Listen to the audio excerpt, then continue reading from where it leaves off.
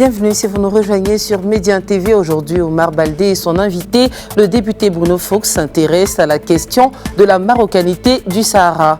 Mais Omar, bonjour d'abord. Bonjour Laetitia. Avant de s'intéresser à cette question qui est plus que jamais d'actualité, est-ce qu'on pourrait d'abord s'intéresser à ce beau soleil qui a éclairé le royaume ce week-end? Qu'est-ce que vous avez fait pour profiter du beau temps?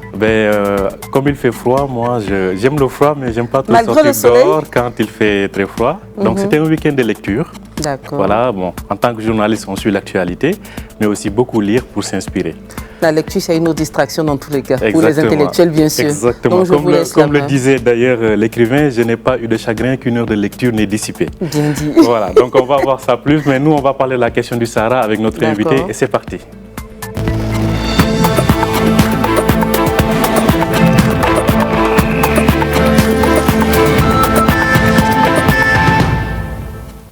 Bonjour et bienvenue sur Média TV. Après les États-Unis, est-ce au tour de la France, allié majeur du Maroc, de reconnaître la marocanité du Sahara?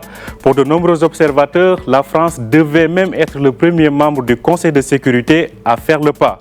Et nombreuses aujourd'hui sont les voix qui invitent Paris, mais aussi l'Union européenne, à enfin reconnaître la souveraineté du Royaume sur son Sahara. Et pour en parler ce matin, nous recevons le député français du MoDem, Bruno Fuchs. Bruno Fuchs est également membre de la Commission des Affaires étrangères à l'Assemblée nationale française. Bonjour Bruno Fuchs. Bonjour à toutes et à tous. Donc, merci d'être avec nous en direct depuis Paris ce matin. Alors, après les États-Unis, pensez-vous que Paris doit reconnaître la marocanité du Sahara? Alors, moi je pense d'abord que ce conflit a suffisamment duré et que dans le monde aujourd'hui, il vaut mieux essayer de résoudre les conflits que de continuer à vivre avec des conflits qui sont source de douleurs, de souffrances, de pertes financières et qui ne permettent pas de régler d'autres conflits, parce que souvent les conflits locaux sont aussi la source de conflits beaucoup plus généraux et multiples. Donc ça, c'est mon premier point.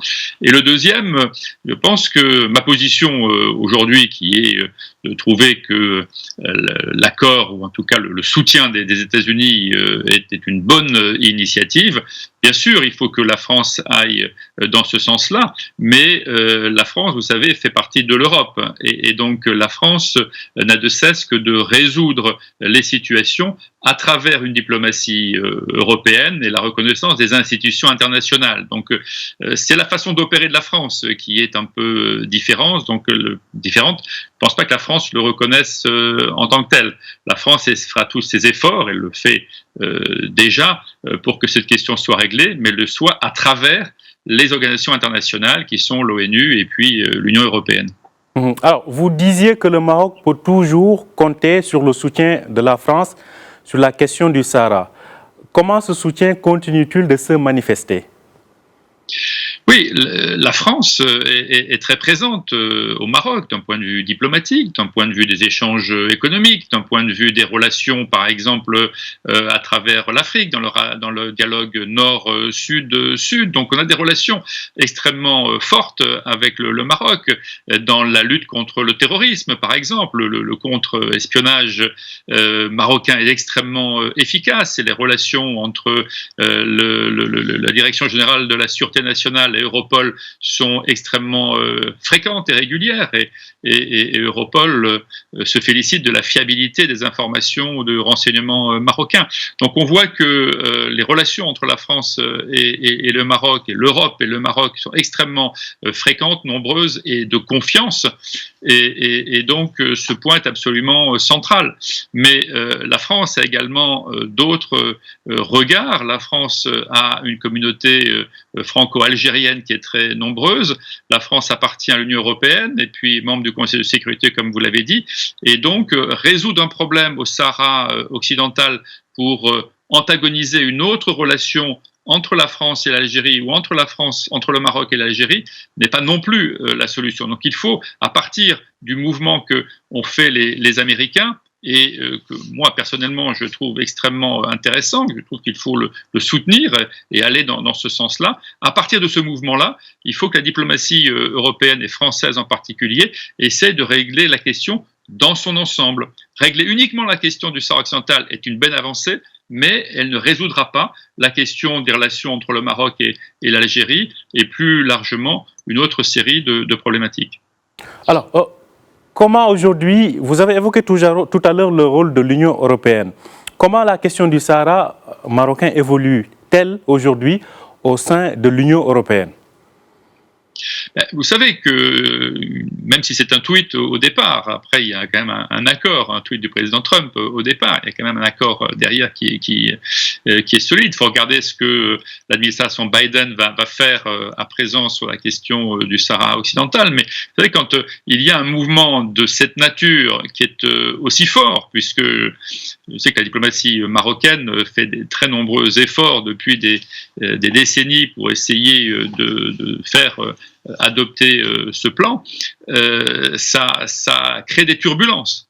Donc cette question, bien sûr, est une question importante pour la diplomatie européenne, dans laquelle la France joue un rôle tout à fait essentiel, compte tenu des relations entre nos deux pays. Et je pense qu'il va y avoir des réunions à l'échelle européenne pour voir comment l'Europe peut se positionner officiellement par rapport à ce nouveau plan. Alors, au regard de l'Union européenne, ce plan peut-il servir de base de négociation?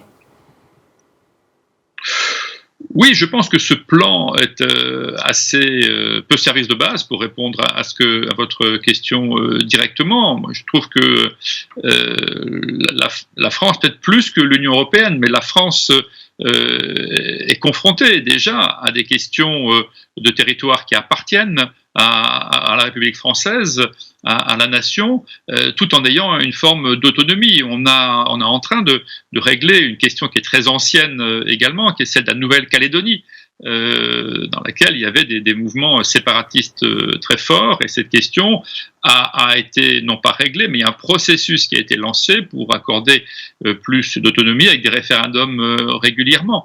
On a d'autres questions qui ont été soulevées à de nombreuses reprises en France, avec les Bretons, avec les Corses ou les Basques, par exemple. Donc cette question d'avoir pour les Français une nation avec des territoires qui ont une identité, qui ont une forme d'autonomie par rapport à l'État central, c'est quelque chose qui est assez consubstantiel à l'identité française. Donc ce plan, pour un Français, il apparaît être un plan qui peut permettre de régler la situation. La question, encore une fois, je le répète, mais elle est vraie également pour le Maroc, c'est de préserver et de développer des relations avec l'Algérie qui continue de pouvoir se développer, et le blocage de la relation, parce que moi j'ai été très souvent au Maroc pendant de très nombreuses années, et donc je vois bien qu'aujourd'hui la question du développement de l'ensemble du Maghreb ne pourra se faire que s'il y a une résolution concertée du Sahara occidental, et pour l'instant cette relation-là avec l'Algérie n'est pas réglée, et donc il faut voir la résolution dans son ensemble. Il faut voir ensuite d'autres conflits qui peuvent se régler ou s'améliorer. Il y a la question de la relation et de la situation au Sahel, et là le Maroc peut faire, et le fait déjà. On va y revenir. Ces dossiers et ces questions de voisinage que vous évoquez, alors nous poussent à cette question. Vous, je rappelle que vous êtes donc membre de la Commission des Affaires étrangères à l'Assemblée nationale française. Depuis Paris, quel regard portez-vous sur le rôle joué par le Maroc dans la résolution de nombreux dossiers régionaux, notamment celui de la Libye? Justement, le Maroc a une position centrale en Libye, mais aussi au Sahel, et aussi dans l'ensemble de la zone du continent africain.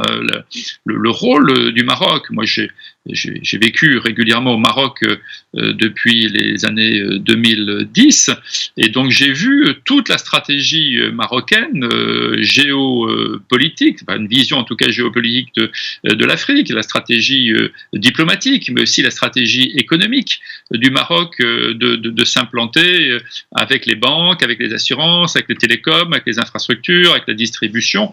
Et donc le Maroc joue un rôle essentiel dans le développement de la relation avec l'Afrique, et dans la relation de la France et de l'Europe avec l'Afrique.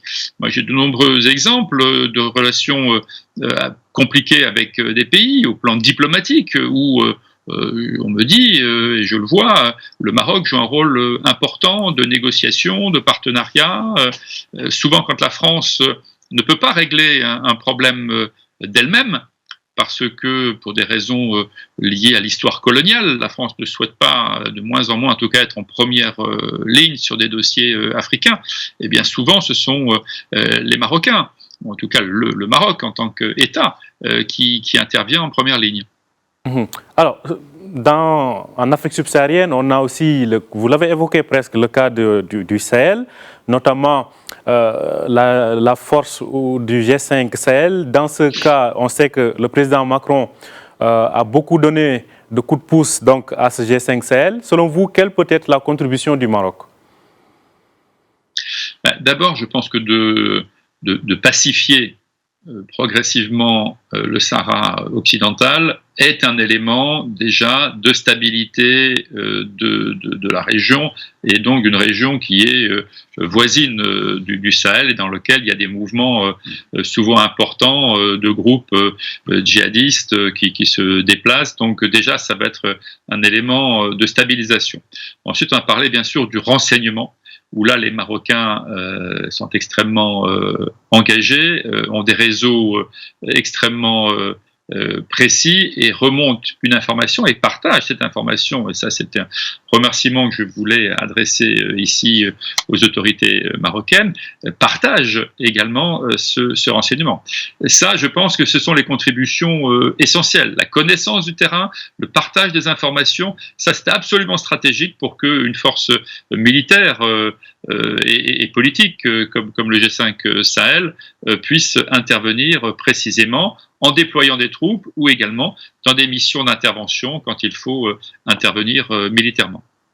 Alors, restons toujours sur le continent. Dans le cadre du partenariat d'exception qui lie la France au Maroc, il était question de faire du Royaume un hub pour les investissements français à destination de l'Afrique. Aujourd'hui, est-ce qu'on peut faire un petit flashback, un petit bilan de cette relation économique-là? Oui, je pense que la relation économique entre la France et le Maroc directement, je prends la première partie de votre question, est extrêmement puissante, forte. Nous avons un indice à la bourse qui est le CAC 40, qui sont 40 entreprises majeures de l'économie française. 32 de ces 40 entreprises sont implantées au Maroc, investissent au Maroc et vivent et font vivre en tout cas l'économie marocaine. En revanche, pour la deuxième partie de votre question, je trouve que là, nous, Français, sommes encore très frileux. Malgré les relations qui lient la France avec très nombreux pays d'Afrique centrale et d'Afrique de l'Ouest, je trouve que là, nous sommes encore très très frileux dans l'investissement et le développement des économies. Nous sommes très présents en Côte d'Ivoire, par exemple, mais il y a des pays dans lesquels pas une influence, mais en tout cas la présence économique, la participation à l'économie de ces pays devient de plus en plus faible. En Guinée-Conakry, au Gabon, voilà, la présence française était plus forte avant. Et je trouve que la relation France-Maroc vers l'Afrique est un concept qui devrait être fécond, mais qui aujourd'hui n'est pas suffisamment déployé, utilisé. Cet axe Paris-Rabat, Paris-Casa vers l'Afrique n'est pas suffisamment utilisé, voire même très très peu. Et aujourd'hui, ce sont les entreprises marocaines qui profitent bien sûr du Sud et de l'activité économique dans les pays du Sud. Selon vous, comment cette relation devrait être redéployée alors pour la rendre beaucoup plus féconde?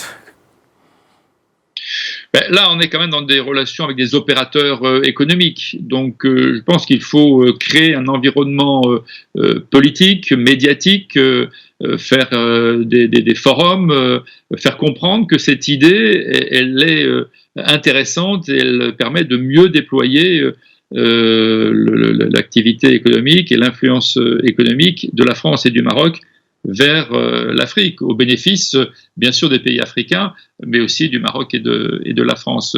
Là, on a affaire au monde économique. Alors le politique, lui, il peut aider à la compréhension des enjeux et stimuler, faire la pédagogie de cette idée. Une dernière question, peut-être, c'est par rapport aux relations bilatérales elles-mêmes entre Paris et Rabat. Alors, comment la jugez-vous aujourd'hui, cette relation entre les deux capitales qui, je rappelle, entretiennent un partenariat d'exception? Si on fait un petit bilan de ces dernières années, que retenir en fait de cette présidence Macron, qui n'est pas encore finie, je le rappelle au passage? Non, il reste encore un peu plus d'un an avant les prochaines élections qui auront lieu en mars 2022. Mais comme je vous l'ai déjà esquissé, c'est une relation qui est ancienne, c'est une relation qui est féconde, c'est une relation de confiance. J'ai plusieurs épisodes dans lesquels, quand on parle avec des diplomates français, avec des ministres ou anciens ministres français du Maghreb, de l'Afrique, tout de suite la relation avec le Maroc intervient de façon extrêmement forte, mais également au plan opérationnel, sur des questions de terrorisme, sur des questions économiques, bien évidemment. J'ai développé ces points-là. Donc, en quelques mots, c'est une relation ancienne, de très grande confiance, et qui ne date pas, bien sûr, du président Macron. Quand vous regardez les déplacements de Jacques Chirac, déplacements de François Mitterrand, voilà, c'est des déplacements qui ont été extrêmement nombreux, et chaque fois la confiance est très forte. Merci Bruno Fuchs. Je rappelle que vous êtes député du MODEM et membre de la Commission des Affaires étrangères à l'Assemblée nationale. Vous étiez en direct avec nous depuis Paris. Merci beaucoup d'avoir été avec nous. Merci de votre invitation. Merci beaucoup.